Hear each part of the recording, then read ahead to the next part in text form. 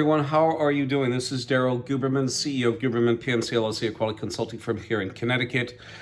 Most recently, we were down assisting Sam Salipar, April 17th, 2017, concerning the Boeing 777-787, where he said design is a problem. We're going to come out and we're going to show you why Sam said that and how it's explained here, but this video today is about Boeing reaches deadline for reporting how it will fix aircraft safety and quality problems.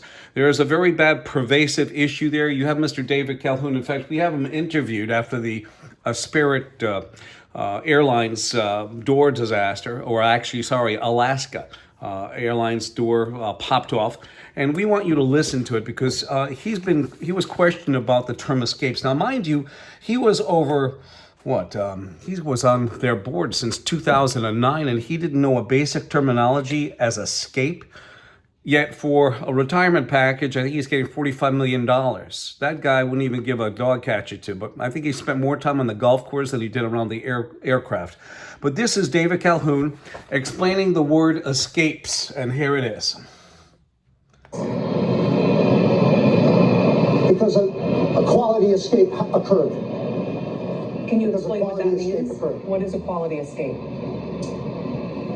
I think that's the description of what people are finding in their inspections. Anything that could potentially contribute to an escape is a rejection. Calhoun was quick to take responsibility, saying Boeing is accountable. But when pressed on exactly what had taken place, had an odd response. How did an unsafe airplane fly in the first place? Because a quality escape occurred. Can you explain what that means? What is a quality escape? I think that's the description of what people are finding in their inspections. Anything that could potentially contribute to an accident. An unsafe airplane. And that's it, quality escapes. And David Calhoun was there for many years, didn't even know that term. What it means, he should have said a rejection, but they don't want to say that to you, the public. So here I was, assisting Sam Salipar discuss the whole situation about his being a whistleblower for the 777-787, and let's continue. ANSI, the American National Standards Institute, is a private, not-for-profit, non-governmental corporation that has federal agencies and corporations on board. That stands for the American National Standards Institute. In 2018, ANSI took over complete control over the American National Accrediting Board. They've been involved with each other for numerous years. In fact, they sat on the International Accreditation Form, which is a repository for both national and international accreditation bodies. Those are considered IAF MLA and MRA organizations, which is a multilateral agreement and multi-regional agreement. They are equivalent in accreditation to ANSI ANAB. ANSI ANAB are underwriters for the IAF and its sister, and by the way, the IAF is incorporated in Delaware, and its sister organization in Australia, the International Laboratory Accreditation Cooperation. So any systematic or problem failure within, or product failure within that problem, within that system, ANSI and ANAB are responsible. Between 2015 and 21, the IAF was watched over and controlled by a communist Chinese national who's been involved with our quality for over many, many years. Now it's been 30 years, I think, since 1994. You have the IAF and ILAC, as I told you, they're sister organizations. In fact, ANSI, the American National Standards Institute, is the founder of the IAF. Now we come up upon Boeing. Boeing sits on ANSI's board, right over by the FDA, FAA, DOJ, DOD, etc. You have Boeing. Boeing in 2002, in April, came out with a supplier bulletin for special processes like heat treat, welding, also non-destructive testing, etc. And they came out and they handed off to Performance Review Institute, and it was called a NADCAP cert. So basically, PRI goes to the facility. They give them the certificate after they check it out, and they send it, the customer sends it to Boeing, and Boeing doesn't have to send any of their auditors to ensure that the special processes have been taken care of. And on top of it, PRI states if any aerospace certified supplier refuses to be part of the OASIS database, or refuses to be set up on the OASIS database, certification bodies are required by the IAQG to revoke the certificate. Now, the International Aerospace Quality Group it also sits on ANSI's board, and OASIS stands for Online Aerospace Supplier Information Systems. Now, that was in April. In July of 2002, they came out with a supplier bulletin for all their suppliers. And it basically says this: if you are ANSI ANAB accredited, and you will see that Boeing sits on that board, if you are ANSI ANAB accredited, send in your certificate, send your parts, and we don't have to come visit your facility.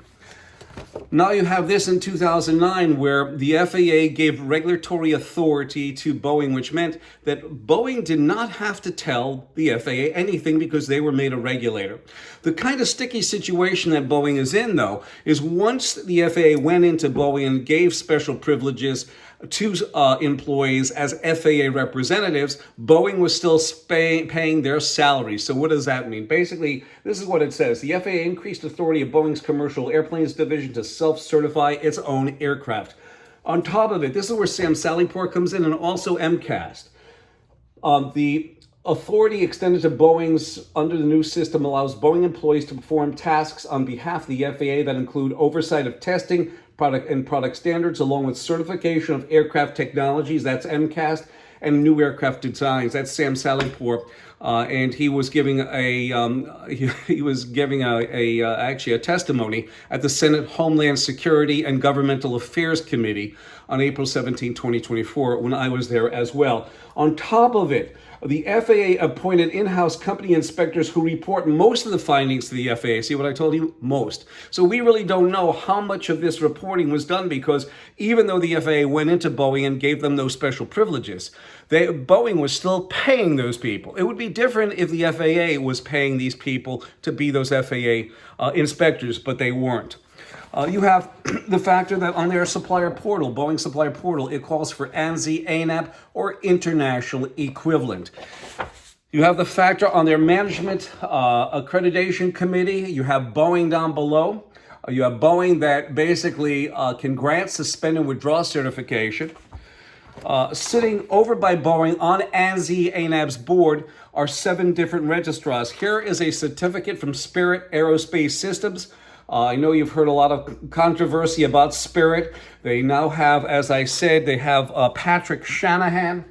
Here's Patrick up here, Patrick Shanahan, who when asked about the F-35 Lockheed fighter, Patrick said that the program was fucked up.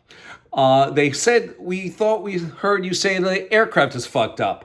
And he said, no, the program's fucked up. Here he is, the leader of Spirit Aerospace Systems, saying that. Can you imagine that when he was Deputy Secretary of Defense under Donald Trump? Now, I'm going to say this as Daryl Guberman. There's over 801 aircraft. On the 801st F-35 that was manufactured, they're still producing them with crap, and they sit on ANSI's board.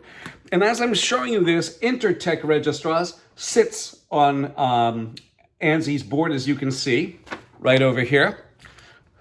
Intertech. And then you have a Boeing certificate here from TUV SUD. Okay, they're accredited by ANSI, ANAB, and also IAF.